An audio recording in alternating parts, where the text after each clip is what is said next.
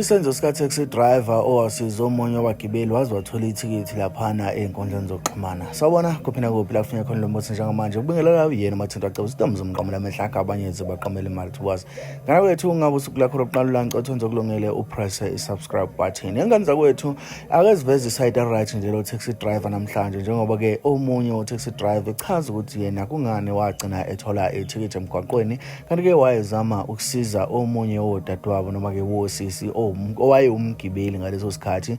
mangabe ke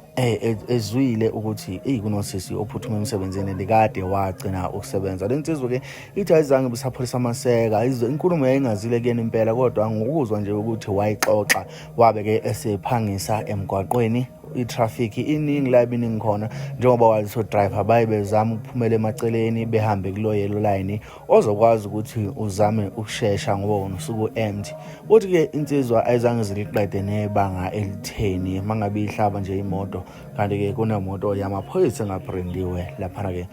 phakathi kwezinye kwi-traffic. Ngaphandle kokumusha isikhathi sakho umntana sekhaya socela ukuthi mawuqeda ukulalela le video bese uyasilandisa ukuthi ngempela wena u-taxi driver wake wakusiza ngani njengoba ke sazi ukuthi insizwa zinokubekwa amagama ayiziswana kodwa ke mangabe uqeda ukulalela le video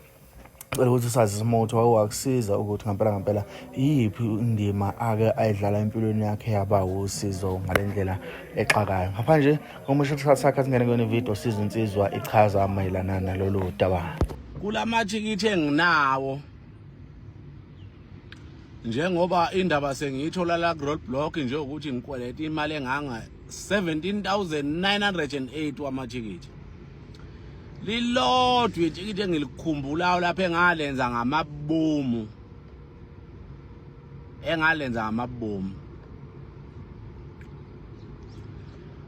Ngangisiza omunye usisi ngilayishile. Hamba ngekhumbi. Ngilayishile ngiphethe 15 abantu. Masigudla kanjalo usisi nje masasuka nje ngiyamuzwa uyakhuluma nje conversation yaseTexini kuyakhulunywa nje ngiphuthuma ku-interview yazi it's been years wayekhuluma isingisi ke kodwa it's been years ngingasebenzi nje so nje ngiphuthuma ku-interview yami ngo9 yazi nje mangingafika lapha early it's been years ngingasebenzi ngifica itraffic engango babe buye emakheni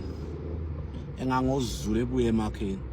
itraffic ende ngalendlela exa ukwenza ngithi ngiyayibheka la efonini engayithola ukuthi inde kakhulu mangiyibuka ngabona ukuthi yayinde kakhulu kwabuya amazwi ayasiso ukuthi lo sisi uthi uneminyaka engasebenzi Nkosi yami efunana nomsebenzi ngase ngithi hayi angizenza umhlabelo ngoba siyanithanda niyasenyanya nje bafowethu embonini amakhumbi neya-e-hailing kodwa nje bafowethu siyanithanda akufanele nikwazi siyariska ngathi lamathikithi esiwatholayo nje kusuke kwawethu impela sibhekana nawo mase kufanele siyokhokha ngayifaka kuyelo lane imoto ngangihamba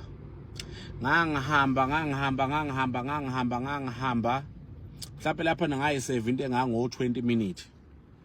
ngangihamba ngathi ngiphakathi naye kwaphuma ipholo lingibona ukuthi lingibuka ibona laphuka ipholo labaphambili kwahanjwa mangiyabheke ey'bukweni kwakhona ezinye esemva kwami kwahanjwa shuleli ipholo lasheshe layibona ingozi labona ukuthi na amaphoyisa unmarked ala traffic labuyela fast anginakile ke mina ngithi ayophethe ubugwala lo nami mina ngiqhubeke kanti amaphoyisa shit elaseliphuma iphoyisa athi qwi ngangiyibamba khona lapha engime khona ngathi konakele lo bhuti wayengacasukile efuna nokungishala unmarked babuye beshayane phela efuna nokungishaya ngathi nje mntama ngiyacela nje ungadina mntama ngiyaxolisa ngeke ngikwenzile wabhala ithikithi ubhuti waqeda wathi mayeqeda ulibhala ithikithi ngase ubhuti kunesicelo wathi yini ngathi webhuti ngisacela ukuqhubeka ngalolu yini wathi wena uyadelela wena fuseka yangithuka ngathi cha bhuti ngizwe ngicela nje ukuqhubeka nolayini lapha ngilayishe lo usisi oya ku-interview ngimzwile nje ekhuluma nje uya ku-interview Ey lo sisi angimazi webhuti angifuna uqamba manga kodwa nje kufike le yanto umunye uma echaza indaba yakhe. Ngicela nje ukuqhubeka la ngicabanga ukuthi uma efike kule interview khona ushintsho luzoba khona empilweni yakhe. Ngicela nje ukuqhubeka la ungadina ngane yabo ethi hey lokho ngangikhipha u100 ngangikhipha u100 ngafika ngawuphosa nje lapha esitulo ngathi ngiyacela mfowethu ngicela ungivumele ngihambe la angenzeli mina la. Uyazi ngathi ngibuyela kuleya moto emotweni laba abantu emotweni bonke abazange ukuthi kwenzakala nabazi ukuthi ngafike ngathini lapha abazi babemangele bonke ngihamba nephoyisa silandelana nephoyisa silandelana kuyeloleni nephoyisa bamangala nje bonke ukuthi kwenze njani ke manje la bayitsho ukuthi ngiyaboshwa shuthi babetshe ngiyaboshwa babona nje uma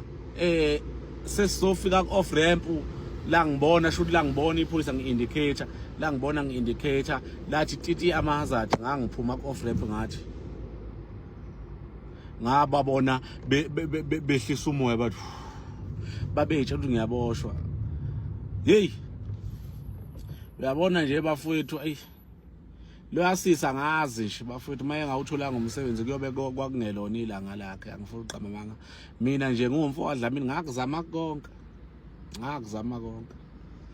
ngaze ngaqamba amanga lapha ephoyiseni ngathi lo yasisa ukhala nana usho nengane ekhubazekile akakwazi nje ngisho ukuyinakekela uyedwa ngaqamba amanga ngoba ngenzela yena wesisi yabona la ukhona ngithemba ukuthi uyayibona le video mawuzoyikhumbula lento engishoyo.